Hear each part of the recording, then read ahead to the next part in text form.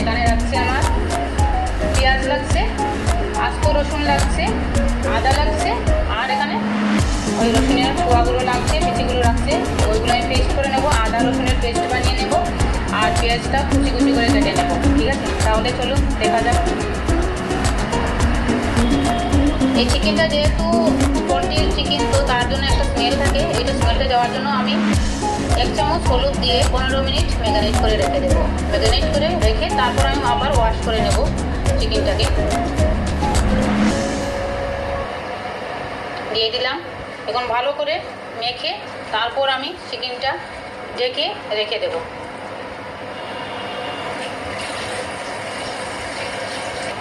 পনেরো মিনিট হয়ে গেছে, দেখেন কালারটা। এবার আমি ভালো করে ওয়াশ করে নেব। ভালো করে ওয়াশ করে নিয়েছি। এখন একটা প্যান বসিয়ে দিলাম, অল্প তেল দিয়ে দেব। কড়াই বসিয়ে দিয়েছি, এখন আমি দিয়ে দেবো তেল। এটা যেহেতু ভুনা, এই জন্য একটু তেলটা বেশি লাগবে। দিয়ে দিলাম। 4 টেবিল চামচ লেগেছে আমার তেলটা। একটু গরম হয়ে গেলে আমি এখানে দুটো মশলা রেখেছি। এই দেখেন, এখানে তেজপাতা আছে, তারপর আস্ত জিরা অল্প, লবঙ্গ, এলাচ, দারচিনি। তো ওইগুলো একসাথে সবগুলো দিয়ে দেবো। তেলটা গরম হয়ে গেছে, এখন এই ফোড়নগুলো দিয়ে দিলাম।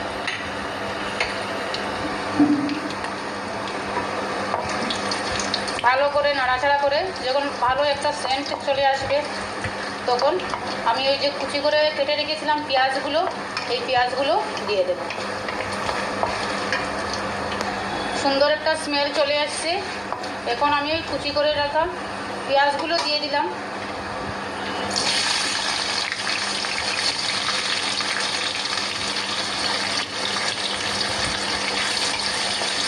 দিয়ে ভালো করে নাড়াচাড়া করে সুন্দর করে ব্রাউন কালার করে নেব। যখন ভাজাটা হয়ে যাবে, তারপর আমি আদা রসুনের পেস্টটা দিয়ে দেব।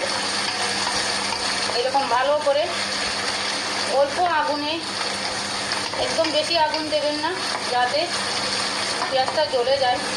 একদম কম আগুন দিয়ে ভালো করে পেঁয়াজগুলোকে লাল করে ভেজে নেবেন। ও কালারটা সুন্দর আসবে, চিকেনের কালারটা। এরকম ভালো করে নাড়াচাড়া করে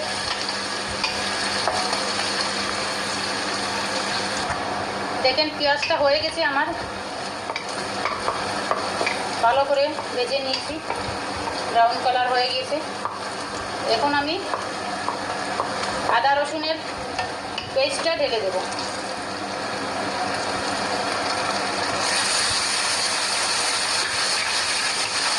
ভালো করে 1 মিনিট এরকম ভালো করে মিক্স করে নেব।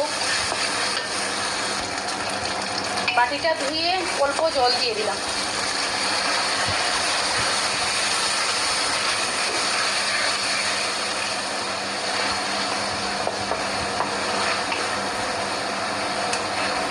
দু মিনিট ঢাকনা দিয়ে ঢেকে হতে দেব।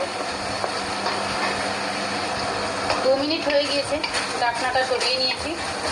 এখন আমি হলুদের গুঁড়ো 1.5 চামচ আর ধনের গুঁড়ো 2 চামচ দিয়ে দিচ্ছি।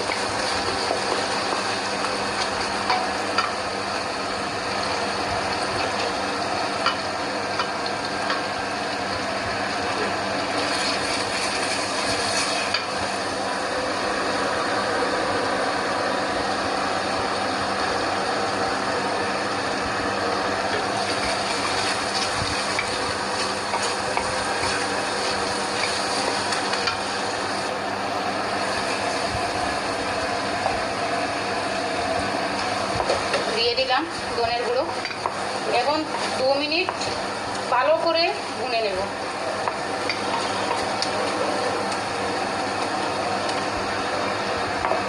দু মিনিট হয়ে গিয়েছে, দেখেন। এখন এই চিকেনটা দিয়ে দিচ্ছি।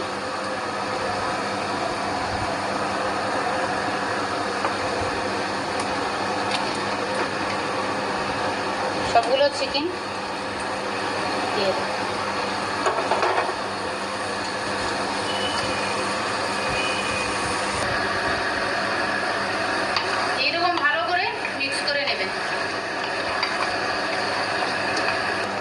মিক্স করে নিয়েছি।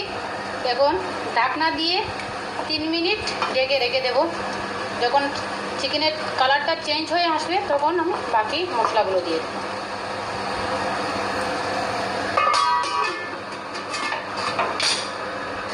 3 মিনিট হয়ে গিয়েছে। এখন ঢাকনাটা সরিয়ে দেখেন কালারটা অনেকটা চেঞ্জ হয়ে গেছে। এখন বাকি মশলাগুলো আমি দিয়ে দেব। দিয়ে দিলাম 2 চামচ জিরের গুঁড়ো,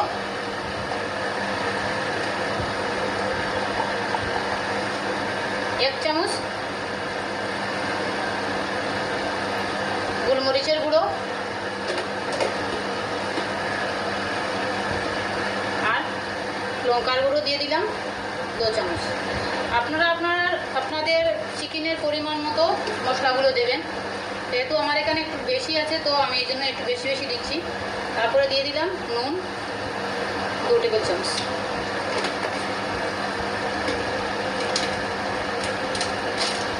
আর দেব কাশ্মীরি লঙ্কা গুঁড়ো, ওটা কালারের জন্য।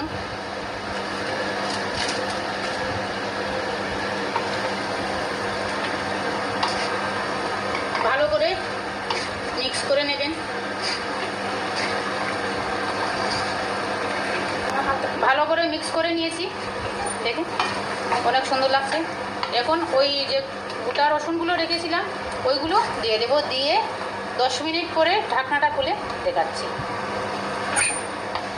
10 মিনিট হয়ে গিয়েছে, দেখেন কত সুন্দর লাগছে কালারটা, অনেক ভালো লাগছে। খেতেও এরকম অনেক টেস্টি হয়। আর পোলট্রির চিকেনগুলো কী হয়, ভালো করে ভুনতে হয়, যত ভুনবেন তত স্বাদ বেরিয়ে আসে। হালকা আগুন দিয়ে, অল্প আগুন দিয়ে ভালো করে ভুনতে হবে। এখন উপর দিকে আমি গরম মশলা ছড়িয়ে দিচ্ছি, ছড়িয়ে দিয়ে আরও 5 মিনিট করে দেখাচ্ছি।